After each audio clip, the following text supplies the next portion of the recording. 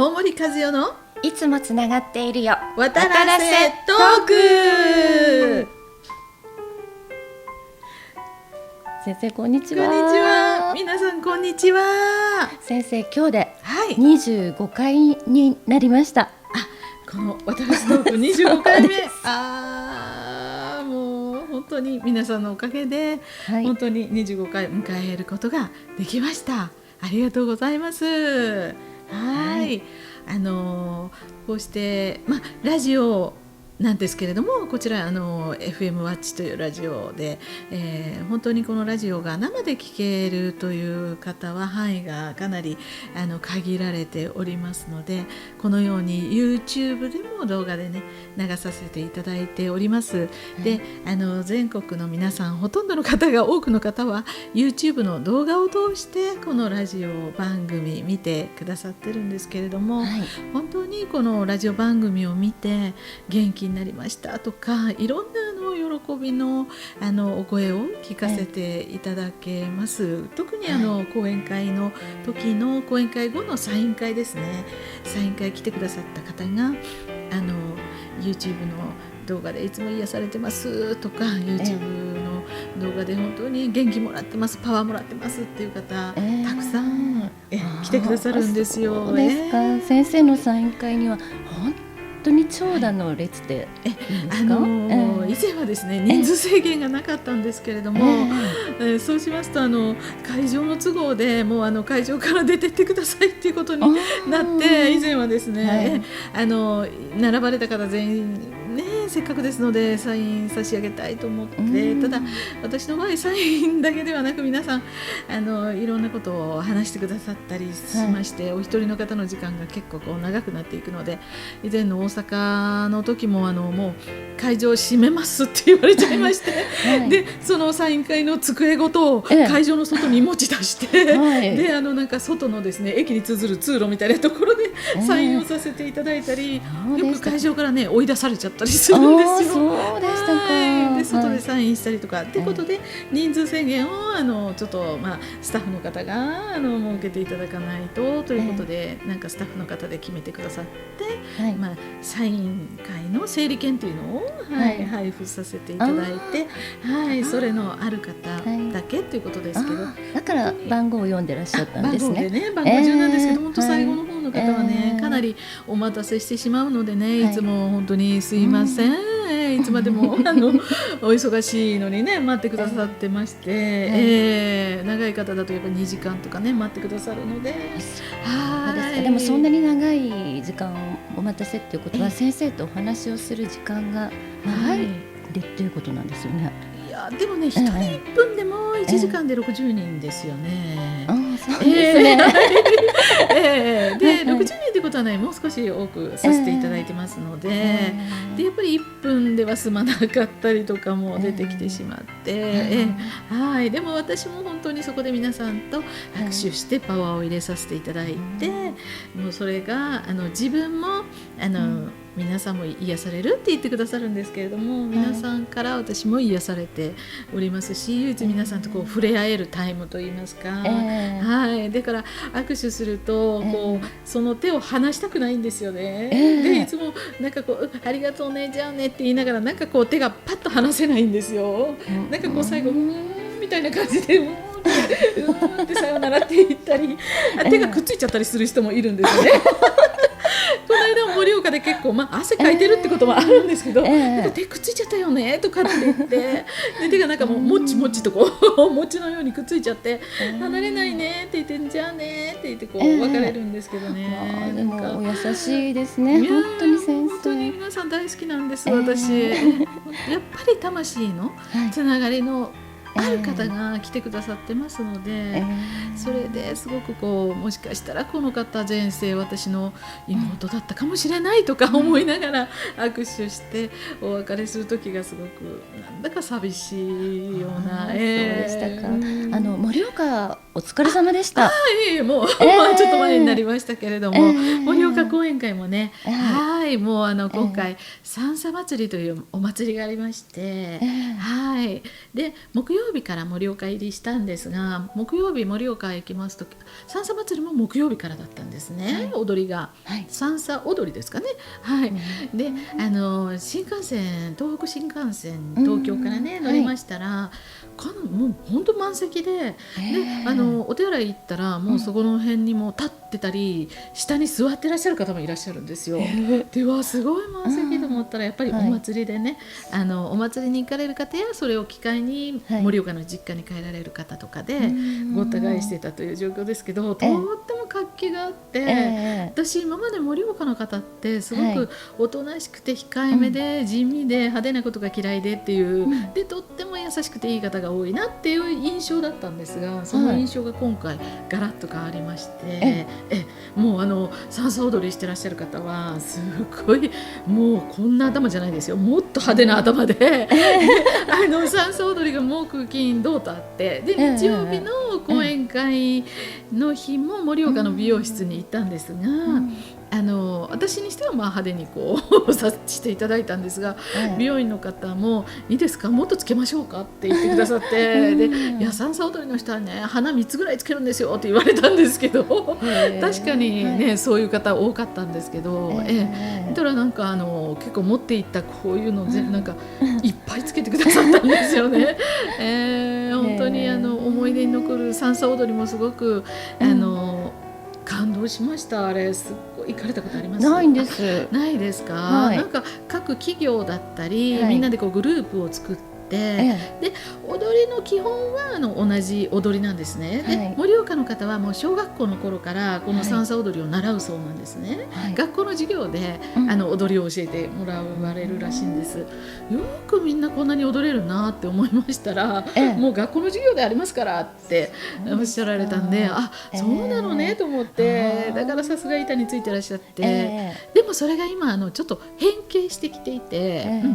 基本の踊りが少し変わってきてるからちょっと寂しいななんて言ってる方もいらっしゃったんですけど、でなんか掛け声がね、さあこらちょいわやせって言うんですよ。かっこいいですね。素敵でしょう。意味がなんか、この意味をね教えてくださった方がいらっしゃってブログに書いてあるんですけど、幸せが来るよっていうような意味だそうなんですね。じゃあブログを私も早速後でぜひコメントにねこの意味をね書いてくださった盛岡の方もいらっしゃって、すごく熱い熱い盛岡の人たちの本当に派手な着物で派手な髪型で素晴らしい素敵な盛岡の方って普段はこういう情熱をね秘めてらっしゃるんだなっていうのがすごく今回分かって、でまた面白いエピソードもいっぱいあったんですけど、これはまた今度までに撮っておこうかなと思ってますので、お楽しみに。先生、先ほどブログのお話が出ましたけど、ブログで癒されるっていう方がたくさんいらっしゃいますし、私もそうなんですが、ありがとうございます。ブログとかあとこの YouTube の動画ですよね。こちらで皆さん本当に癒されますって言ってくださるんですけれども、最初の頃ですね、お話しさせていただいたんですが、こちらいつも栗本プロデューサーさんに作っていただいてるんですけれども、栗本プロデューサーさんがこの音声ですね、撮っていただいた音声の中に、人間界にはない音が出てるっていうね、ことを言ってくださって、それを教えていただいたんですけれども、やはり、こちらのラジオもですね、高次元の存在の方々から応援をいただいて作らせていただいてますので、ですから逆にこれを夜聞きながらラジオを見ながら眠ってしまうという方もいらっしゃいますし、あと栗本プロデューサーさんもこれ15分の番組なんですけれども、これ15分なんですけど編集するのに6時間ぐらいかかるんですよって言ってくださったんですが、それ6時間というのはやはりこれをやって編集しながら音声と画像と別々に編集されてると眠くなってこられるそうなんですね。普段は眠くないそうですがですからやはり本当に眠れない方でも眠くなるようなこの高次元、講演会会場もそうなんですね。高次元の光が充満してると、もう何かに包まれているような、そんな感覚になり、眠くなってくるんですね。すごくこう、眠気が増してくるというか、いいことなんですけれども、リラックスして眠くなるという、そういうこともありますので、それが癒されるっていうふうに皆さんも感じてくださるかなと思うんですけれども、でもブログやブログにもこの動画は貼り付けてくださってるんですが、こういうブログを読んでくださったり、1日1回は必ず更新されてなくてもブログを開くんですって言ってくださる方もたくさんいらっしゃいまして、やはりブログを始めた当初ですね、もう2年3ヶ月ぐらい前になるんですけれども、それもブログから奇跡を起こすからブログを始めなさいと、奇跡のブログですって、これも高次元の存在神様からご指示をいただいてブログも始めさせていただいたんですけれども、私自身が、ブログから奇跡ってどういうことだろうと半信半疑で始めたんですけれども、でもやはりその当初からとか、また最近見始めましたっていう方もいらっしゃるんですけれども、そういう方たちが講演会とかに来てくださり、直接お話ししてくださるには、やはり本当にこれによって自分は多くの方が薬がやめられたとかですね、たくさんやはり今ねストレス社会ですから、不眠症であったりいろんな悩みを皆さんお持ちですので、夜眠れなかったり、いろいろうまくいかないとイライラしちゃったり、そういうことが少なくなってきたっていうことをたくさんの方から教えて、私の方が教えていただいているというか聞かせていただいてて、とっても嬉しく思うんですね。この間東京講演会行かせていただきまして、2人の女性の方がお昼休みに、別々でパソコンで、